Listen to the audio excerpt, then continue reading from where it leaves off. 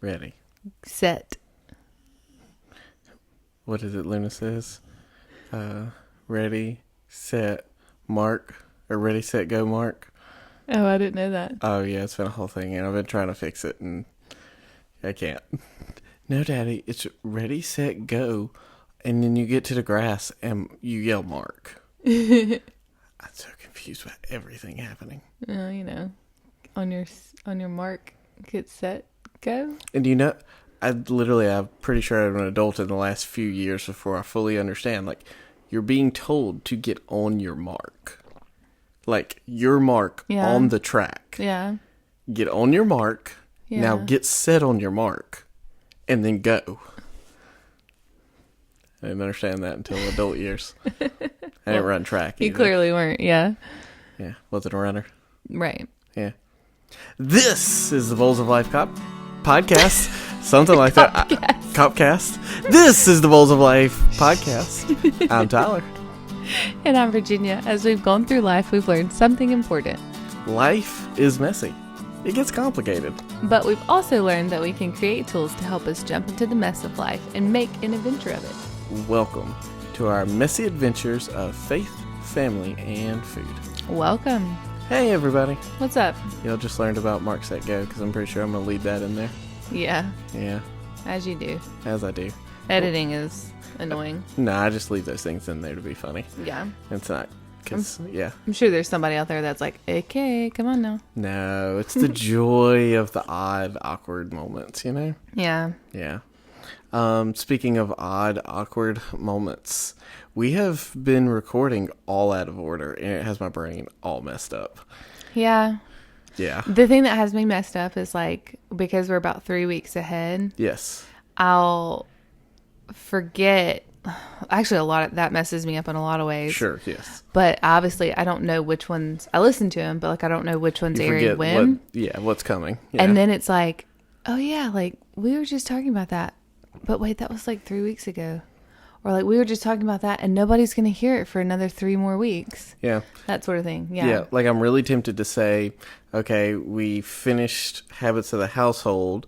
And then we recorded an episode about my journal. But actually this episode is going to come before my journal. So that doesn't make sense to our listeners.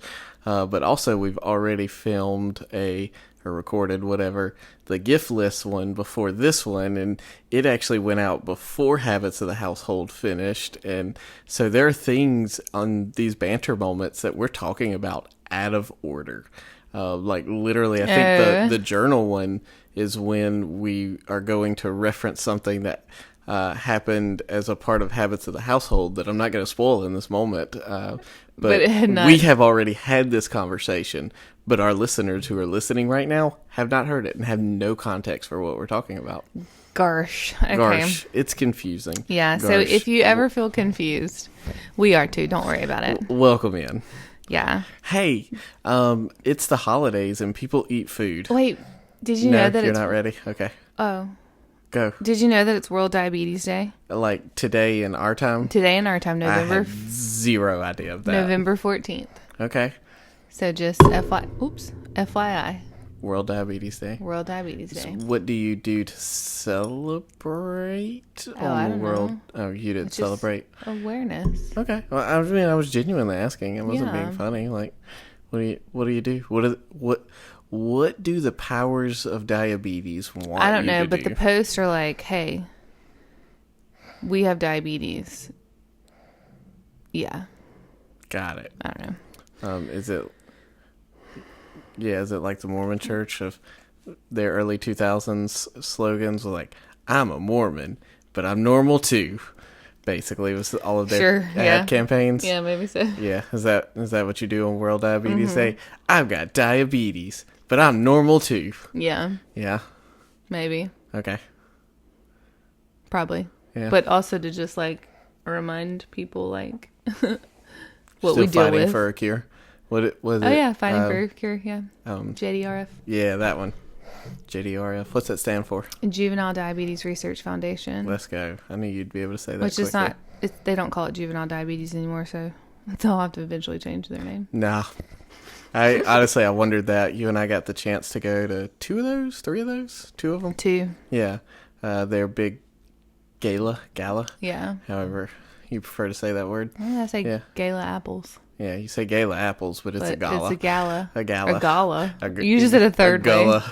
way. Sorry, that's our kid's imaginary friend, gala. Gala. But yeah, we got the chance to go to a couple of those years ago, and I remember thinking like, why is it juvenile diabetes in research? I think Because it's all type the 1, same. Yeah, type 1 was originally thought to only be diagnosed in juveniles. Yeah, and it primarily still is. Actually, is it getting? it's getting greater in the adults' 20s. Ooh, riff on it. I want to hear all your thoughts on that. I just think we have an overload of things in our body that it can't handle, and so it starts to fight. And if you're already prone to autoimmune, like I was, because of it running in my family, that's some sort of response your body has. Autoimmune is where it fights itself, and it's a one event of autoimmunity, whereas rheumatoid arthritis that's autoimmune for the rest of your having it. Yeah. Type 1 diabetes, it's one event of autoimmunity. It kills all your beta cells in your pancreas, and therefore you don't produce insulin anymore. You're no longer autoimmune after that. It was an autoimmune event, basically. Yes, and you're not necessarily fighting yourself again. I mean, I guess there's potential for that. Yeah. But well, yes, it caused permanent damage. Yeah, and a lot of people who have type 1 diabetes do have other autoimmune conditions. Thank the Lord, knock on wood, I don't have that, but a lot of people do because they're, again, prone to autoimmunity. But I just think that our bodies can only take so much, and eventually they start breaking down. And if we could mitigate and minimize the amount of things our bodies were taking in, then we could probably help ourselves out a little bit. But there's only so much we can do. Yeah. Thank God for medicine. Mm-hmm. In that sense. I like it when you riff on science things. I learn stuff every time. Yeah. Yeah, I don't like why you know that as well as you do, but that's a different topic. Yeah. Yeah.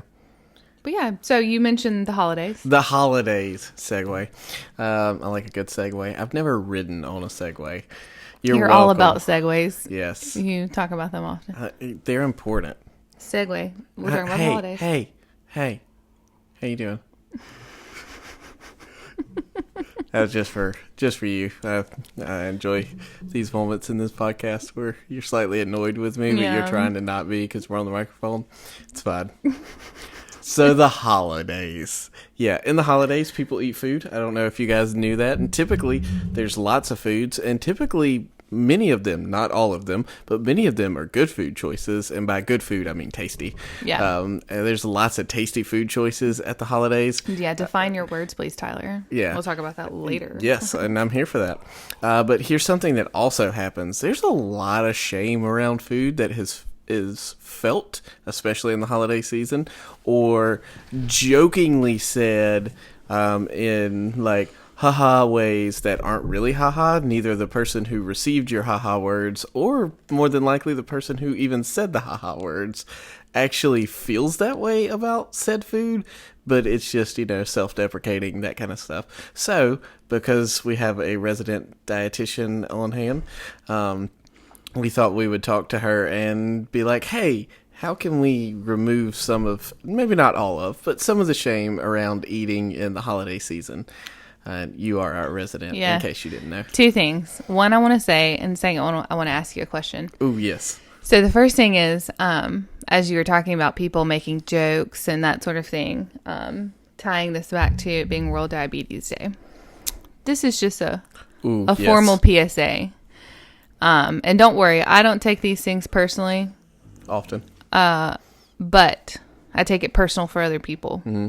If you have ever made the comment, or if you ever think about making the comment, that eating this XYZ, whatever it is, cake, sweet thing, eating this is going to give me diabetes. If you make any sort of joke along those lines of eating something equals diabetes, You could stop. You could absolutely stop that, because you would never look at a person and say, hey, if you ate that, it's going to give you, it's what gave you cancer. It's going to give you cancer. You would never say that. Never say those words about a person with diabetes. Doesn't matter if someone has diabetes in the room or not. Don't do that. That's not nice. That is not nice. Okay, thank you. Question. All right. My question is, you said there's a lot of shame as a male who doesn't seem to have that kind of thought process. I've never heard that from you or gotten that from you. How often do you actually hear that in your circles, or hear the comments, or hear someone acknowledge shame?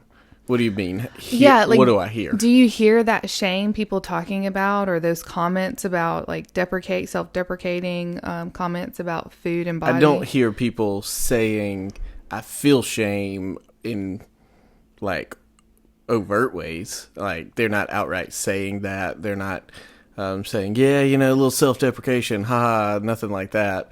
When they talk about food, it's just the jokes. Yeah, I know they're not saying the literal things. Okay, I was just making sure I was clear on what you were asking. But do you hear those things? Yes, but I think I'm more keenly aware of what's happening because I've had enough of these kind of conversations with you, around you, kind of thing. I'm not sure I would be as aware of it otherwise. Yeah.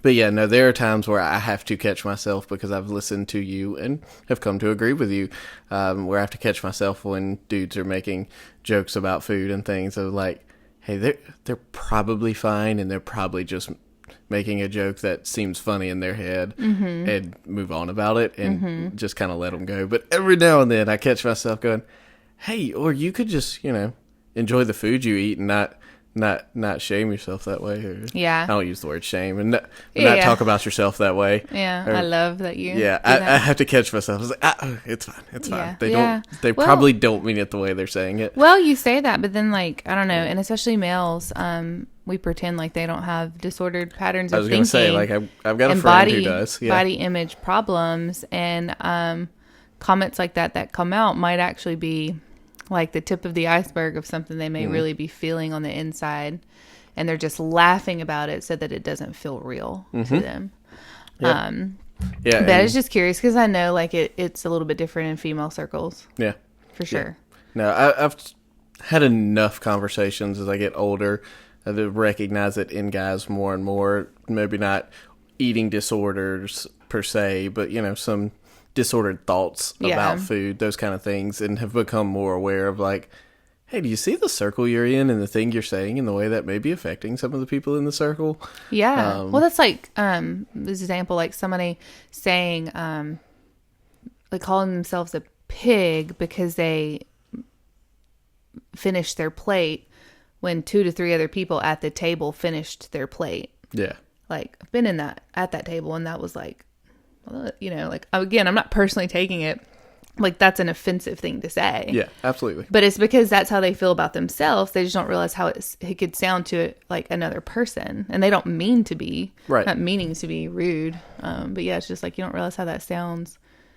Like your judgment on yourself out loud is like also coming at me, or another person. Yeah, absolutely. Yeah. And most of the time, I think for most people, it really is like, I've heard these jokes before, and I kind of thought they were funny, and they're just such a part of the culture that I also kind of make the joke. And if anyone were to ever call them on it or bring it to their attention, they would probably stop making those sorts of jokes, like, because they'd immediately go, oh, yeah, I've never thought of it that way. And so I really don't think there are that many. Well, let me rephrase that. I don't think that everyone is dealing with internal feelings of, oh man, I'm such and such because I ate this whole plate. I don't know that that's, especially in guy circles. Women's circles may be a little different, but especially in guy circles, I don't know that that's a front of mind thought for sure. It's not as tied to your identity. Correct. Now,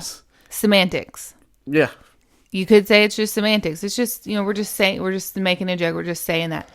However, to me, words mean something. Absolutely, yes. I very much agree. Yeah, because you say it even jokingly, like, and it's maybe still very neutral. Like, I still feel like it's affecting the way that you see yourself or that you see the people around you or the way that you see food. So anyways, I was just curious kind of like from your perspective as a male and as one who doesn't personally experience those feelings, disordered thinking. Just curious. Yeah. Okay. So when it comes to this, obviously these are things you're very passionate about. I assume Clearly. You've already heard it, right? Yeah. I assume you got some thoughts on ways our audience, our listeners, our peoples can kind of combat this in themselves. Maybe not necessarily the calling out of others. There are times and places to have face-to-face conversation of like, hey, that comment you made, like, it didn't sit well with me, kind of things. Well, I think it's more about saying like, I think like you just said that sometimes you'll say, hey, you don't have to like, talk to yourself that way. I've seen my girlfriends do it like because of how I do it. I it's just like bringing to their attention that they're being mean to themselves. And it doesn't even have to be about the listener. Me on the other side, it's just like, hey, like when you say that, like it sounds like you're being pretty hard on yourself. So yeah, I mean, maybe you bring it up, but I think this conversation is just about how you as a listener, if this is something you deal with, maybe you don't even realize. Yeah. Like, this is a thing I do. And then again, on the third hand, it might be. On the third hand? Yeah. How many hands you got over there, Mom? A lot. On the third hand, it might be that, maybe you don't personally do it that much, but you hear it in your circles. So, during the holidays, because we do eat a lot of food, I think that in this conversation, what we're talking about, people can kind of think very black and white, very one way or the other. And, you have a group of people who are going to be so worried about eating healthy, not getting it wrong, doing everything perfectly, or just like overly worried about how the food is going to affect their body, or how good or bad they're being because of what they're eating. Okay. On the other hand, we have folks that are just like, they're just done taking care of their bodies. They're not taking care of their bodies.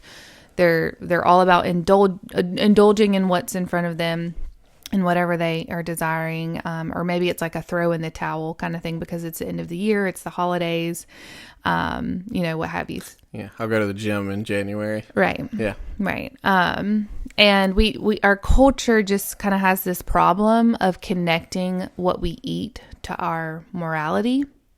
And so what that means is like, if I eat this certain way, I am good or bad. So I really don't like the words good and bad when it comes to talking about food, even though I'm like, this is good, it's tasty. I'm very careful when I use that terminology because of the black and white thinking that comes along with it. I'm good because I ate this way. I'm bad because I ate this way.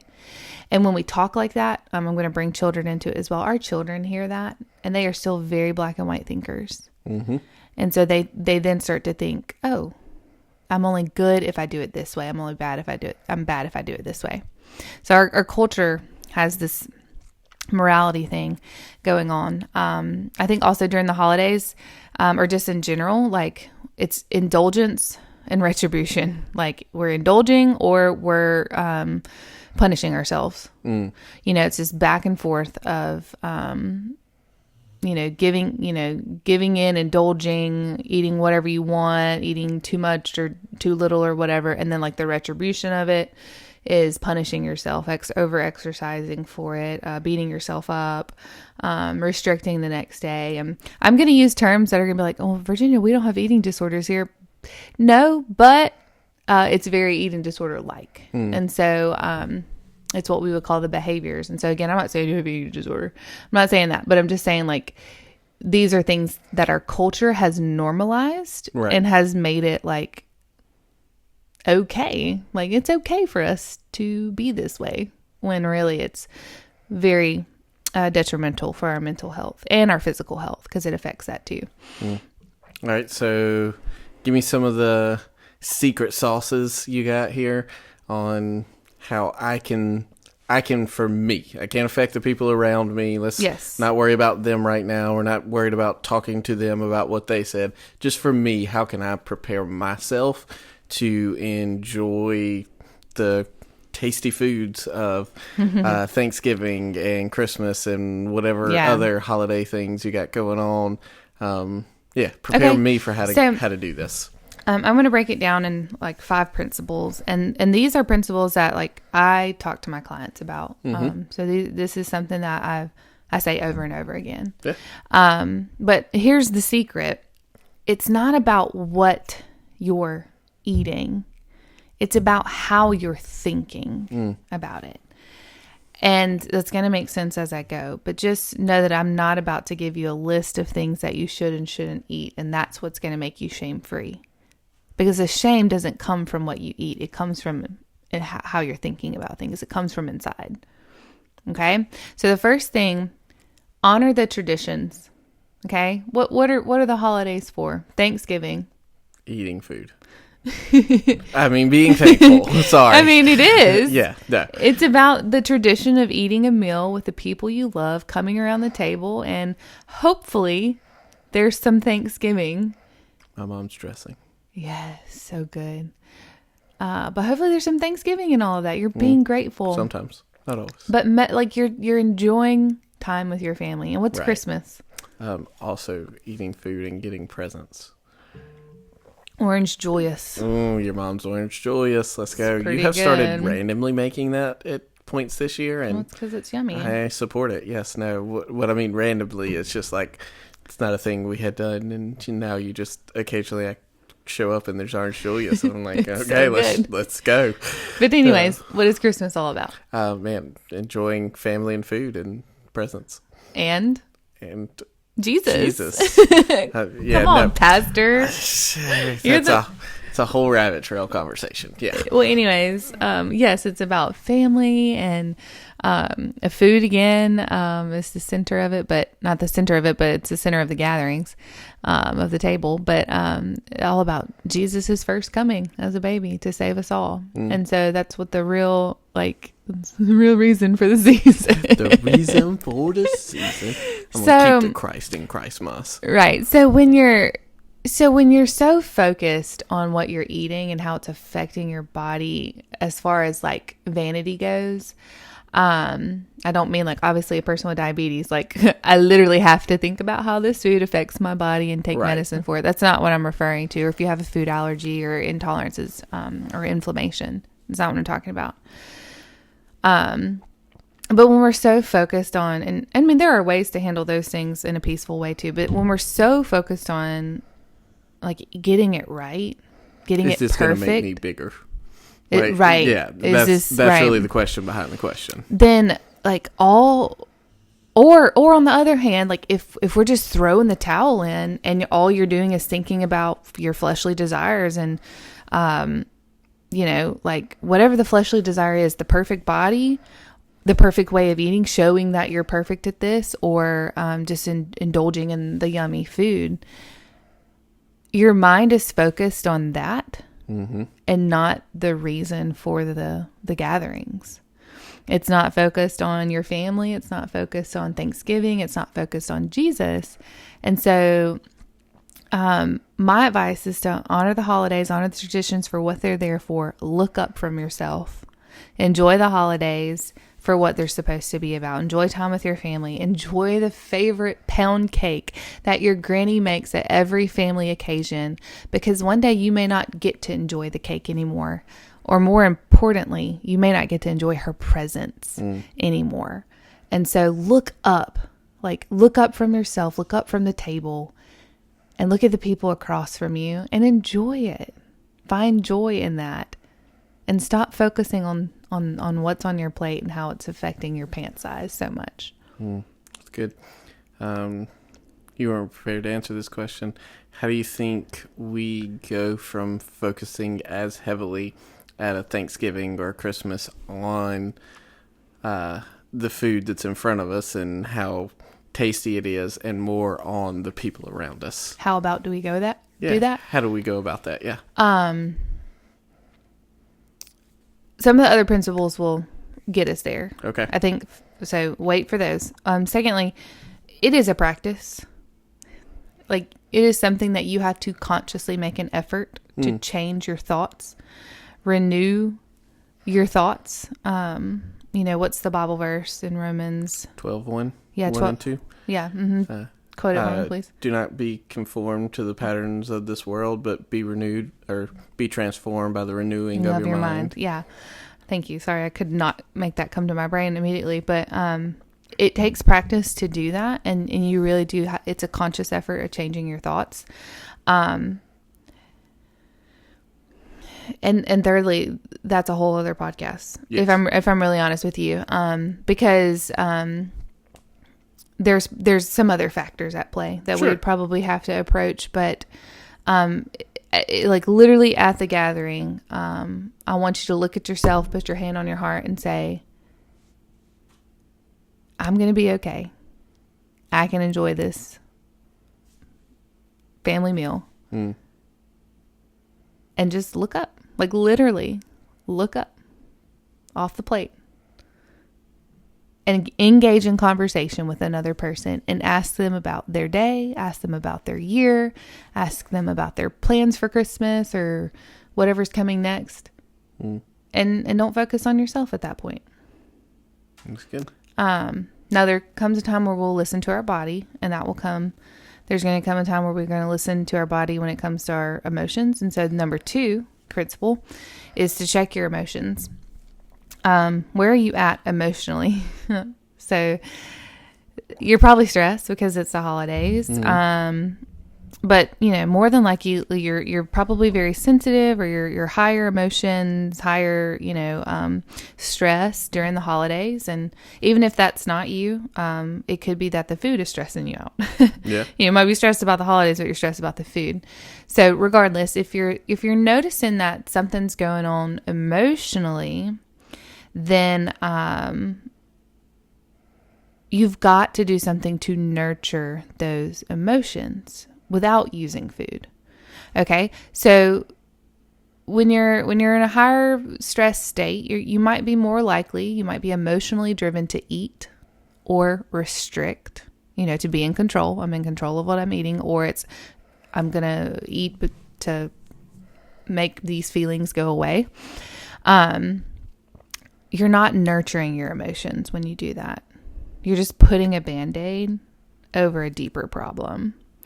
And I'm not going to get into it now, but I use this example of, like, we have 2 buckets. Okay. We have more than 2 buckets, but there's 2 buckets. We have a nutritional needs bucket, and we have an emotional needs bucket, and we have to fill those buckets appropriately. But when we start using food to fill our emotional needs bucket, it doesn't, work very well, because we start missing out on where we need to fill our nutritional needs up, and then we are missing out on the things that truly nurture our emotions. So, trying to get our dog to stop snoring. So nurture your emotions, and so you got to kind of figure out what your needs actually are. If you're stressed, or if you're lonely, or if you're feeling the weight of all the responsibilities you have, if you're missing a loved one, if there's family drama, like, there's so many things that could be going on, especially during the holidays. Check in on yourself and do what you need to do to meet those needs. Call a friend. That always is helpful. See your therapist or a therapist. Go for a walk. Turn off social media. Say no to another commitment. Those are just a few. Do something to take care of yourself. And the thing is, you don't get rid of stress. You just have to learn how to manage it well. But you can't use inappropriate means to meet needs. Yeah. And to chase that one on a rabbit trail for 10 seconds, scrolling is not going to make that go away either. No. Like, numbing out. That's numbing out. That's escapism. Yes. That's not getting to the root of your needs. Yes. It disconnects you from it for a minute. Yeah, it's the same as food does. Yeah, but then, the moment you put it down, you immediately start to refill it on top of the feelings that social media causes for a billion plethora of reasons. Oh, yeah, there's a podcast episode. But yeah, so, like, numbing out, whether that's food or whatever, scrolling, whatever, like alcohol. That's not checking on your emotions or getting to the root of them or helping you mellow out so that you can then go to the gathering of the people and do the things. It's deferred emotions. You're pushing them down the road a little bit and potentially actually making the gathering worse because you just deferred what you were feeling yesterday and into today. Yeah. And there are moments where you may have to defer for a moment. Right. Sure. Like, for example, if your need is that you're tired and you can't literally lay down and go to sleep, you may have to drink a caffeinated beverage. Okay. If there are times where emotionally, like the only, thing that may, not say the only thing, but a quick maybe way to kind of nurture yourself, again, not the most appropriate way, but like, okay, like a piece of cake, like it gives you that little bit of happiness that you need in that moment. But the thing is, like, we can't continue to use those things that way because that's where those crutches that we've been using begin to crumble. So, nurture your emotions, check in on yourself, and take care of yourself at the root versus putting a Band-Aid on or putting a crutch on, to use that example. So that was number 2. All right. So number 1 was honor traditions. Number 2, check your emotions. Check your emotions. Number 3, go. Number 3, one of my phrases: eat what you love and love what you eat. So eat what you love and love what you eat. So first of all, we've got to lose this Last Supper mindset. The Last Supper mindset is something that people have right before they start a diet. So at the end of the year, we have a lot of Last Supper mindsets because a lot of people are going to start anew at the new year. New year, new me. Right? So the other thing is like, okay, we're not going to eat this way again until next year. So let me get all of it in, that I can now. So we have this Last Supper mindset. And if we continue acting like this is the last time I'm going to have this yummy food until next year, then you're going to continue eating like it's your Last Supper. And what would you want to do on your Last Supper? You're going to want to gorge and eat all of it and eat every bite you can until you feel super uncomfortable because it's your last, if it was literally your last, So this is what I say, like, just eat the foods you really like and don't gorge yourself on the things that just halfway satisfy. When you prepare a plate, you're going through the line. Don't just put everything on your plate because this is, like, again, you're thinking this is going to be the last time you're ever going to eat. Like, pick the things you like. Put them on your plate in appropriate portions. The whole, like, one bite of everything, I realize, at least for me personally, and I can see it for a lot of other people too, it leaves you wanting more and being completely unsatisfied, but then you're really full because you just had one bite of everything. And you want more of that mac and cheese because that was actually the best thing on the plate. But you just ate so much of the other things. You still have dessert to eat that now you're just like overdoing it, and you're feeling uncomfortable. So don't do that. Like, just like, I hate green bean casserole. Like, I'm not putting that on my plate, But I love dressing and I love turkey and I love cranberry. So that's going on there. The butter beans, they're going to be there too. Okay. So, I'm not talking about the plate method today, but, I think it, does help to have a balanced plate when you do this.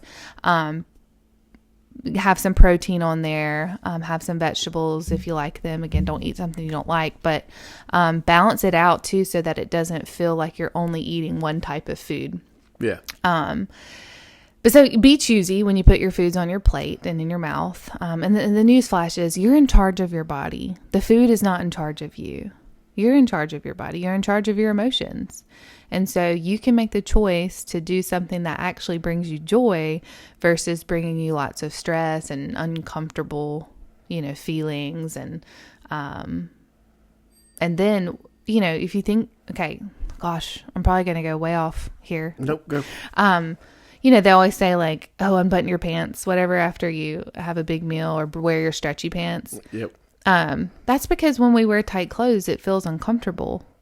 And a lot of people associate feeling their clothes on their body, especially in a tight way, with shame and guilt because they feel like they're they're fat. They feel like they've eaten too much or they've done something wrong. So be comfortable. Don't make yourself, a miserably uncomfortable. Eat what you love what you eat. Okay, I'll stop it there. Yeah. Any questions? No, that was great. Okay. Keep rolling. So I kind of wish I had done these flip-flops now that I'm talking about it. So number 4, don't skip meals to save up for the big meal. Okay? This is just not a smart thing to do. It backfires. Tell me why. Okay, so I hear people doing this all the time, like even for birthday dinners. Give me science and give me mindset. I want to hear both. Oh, for sure. Okay, good. So, if a lot of people think, okay, if I skip breakfast, if I skip lunch, or if I skip the meals prior to the big meal, then I'm going to have more room to eat. I'm going to have, I'm saving up my calories, like my allotted calories for the day, like whoever allotted those for right, you. exactly. My allotted calories or what you think is the right amount for you to eat today, even if you're not counting calories. You're going to eat a large portion at this meal. Right. So, this is why I think I should have flip-flopped them, because if I'd have said this first, then eat what you love and love what you eat would actually make a little bit more sense, because you're not gorging yourself. That's the point. So, if you're not gorging yourself, then, you don't have to save up for this big meal. And so sciencey wise, or metabolically wise, what you're doing is overloading your body. You're running on empty until that meal. So let's say it's a supper meal. You're running on empty all day long while you're still doing normal things. And you may be eating a little bit here and there, but you're trying to eat really light. But you're running on empty, which makes your body, it drops your blood sugar. It makes you really cranky and irritable. And sometimes it can make you so sick you don't want to eat. Because that nausea from that low blood sugar really does make people then not want to eat. Yeah. But then a lot of times it actually makes people overdo it. Even if mentally you feel okay, mentally you're thinking you have all this room that you've saved up. And so now you're going to eat all this food. And metabolically, that's just a lot for your body to handle at one time. And whether you have blood sugar issues or not, your blood sugar is going to have to do a lot of work. Your body's going to have to do a lot of work to keep that blood sugar in check. And one meal, don't get me wrong, one meal is not going to wreck your health, right? Yeah. Okay. So if you eat one huge meal, because you're really enjoying the food, by all means, enjoy the food. Even if you do get a little uncomfy, that's not as big of a deal. But when you're doing this whole saving up for, you're dysregulating yourself, not only blood sugar wise, which affects you mentally. You're going to be feeling anxious and irritated and overstimulated. That's why everybody's irritated at major meals, is because they were skipping meals beforehand. At big meals, yeah. That's probably why. You said major. I was like, you're talking about my family? Because my family, I have a family named Major. No. But no, yeah, at big meals, it's probably why a lot of people are cranky. And it's not even, I'm just vomit out loud. It's not even that they necessarily were cognitively going, I'm going to skip the middle of the day meal because I'm saving up for this one. Yeah. It's because I spent all day preparing for this one and didn't slow down enough to eat because I didn't pre-plan to take time to eat at any point during this day. And so not only am I stressed out because I was trying to get all this junk done in time for you people, I also forgot to eat a substantive meal today. Yeah. And so, like you said, everything is off in my body now. So I'm not aware of my emotions and not dealing with those. And I've also skipped a big meal. And so just everything's off. And I'm just, you know what? I am a little cranky. And you know what? I really don't want to have this conversation with you about XYZ. I just want to eat this meal. And you're interrupting it. Yeah, absolutely. Oh, so man. Yeah, even if what a moment. Even if it's you forgot to eat because you're so busy preparing, that's not smart either, because you are going to be cranky. And if you've ever on a day-to-day basis, if you're wondering why you feel a little short fuse, or you're a little anxious and you're not sure why, check your caffeine, check have you eaten enough? And, make sure you're not drinking too much caffeine. Make sure you're drinking enough water, and make sure you were eating enough, because substantive. Yeah, substantial something foods. that feeds your body. Yeah. So anyways, like, you're just gonna overdo it, more than likely, or you might even get to the meal and feel so crappy and crabby that you don't even enjoy it. And so, just, it's actually wiser to go ahead and have your normal meals. And here's the thing, like, your body, is incredible. And this leads me to my next point. So it's the last point. So we'll recap them real quick. So check, honor the traditions, check your emotions, eat what you love and love what you eat. Don't skip meals to save up for the big meal. And number 5, listen to and honor your body. God did a great job of making our bodies able to regulate our appetite, regulate our eating, regulate our emotions, all those sorts of things.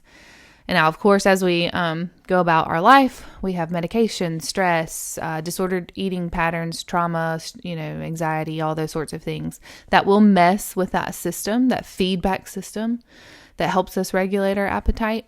But just start now learning to listen to and honor your body.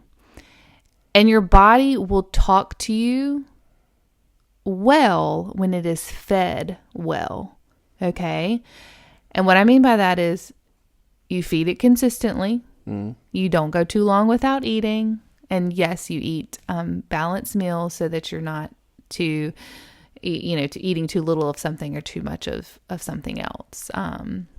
Which I know everybody's like, well, what's balance? You got to tell me what that means. I'm not talking about that now. But when you're consistently feeding your body adequate nutrition, your body and your metabolism work better. That feedback system works better, and it's able to regulate your appetite.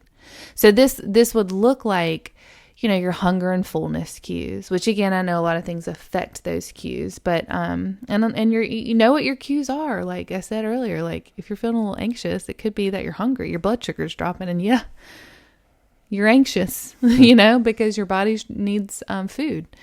And it comes out, in anxiety, right? Or anxiousness, or irritability. So anyways, know what your cues are. And here's where, it plays out if we allow it to. Let's say you're moving your body more, even studying more, because studying will do it too. Reading, studying, using your brain. But when we're burning more energy, just naturally, your body is more hungry. And so it has a bigger appetite. And then on the other hand, if you are not moving as much, or let's say you have a bigger meal 1 or 2 times, your body will start to have a smaller appetite, to kind of regulate. It goes back and forth. It ebbs and flows because God put this incredible system in place. And, when you're sick, there's times where you don't feel like eating. Well, that's because your body's trying to recover. It still needs nutrition. So, little things that help, like that's why we do the soups and all that kind of stuff. So just listen to your body and honor it. Like take care of it. If it's telling you in some way that you're hungry, especially if it's mealtime, you hadn't eaten yet, like go eat, set aside, prioritize that time to eat. But like when we're talking about holidays, like don't start now doing this so that you're able to do this on the holidays, during the holidays, during all that when it's going on. Because again, it's a practice. But like, let's say it's Thanksgiving Day or it's Christmas Day and you're doing Christmas at 4 different places. It's hard to listen to your body through all of that. But if you're already in a consistent pattern of feeding yourself, then you're going to be able to hear those cues when it pops up. Like, oh, I'm hungry. Oh, I'm full. I'm good. I'm good for the next few hours. I don't need to eat anything else.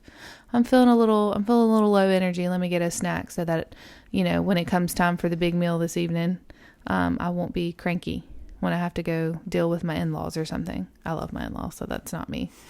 But anyways, so this is kind of like a general one, but applying it back to like the holidays, like listen to your body, honor it. So those are my 5 principles. Hit them for me one more time. Okay. So, honor the traditions, check your emotions, eat what you love and love what you eat. Don't skip meals, or save up for the big meal, and listen to and honor your body. Awesome. Well, thanks for all of that, Virginia. A lot of good thoughts there to mull on.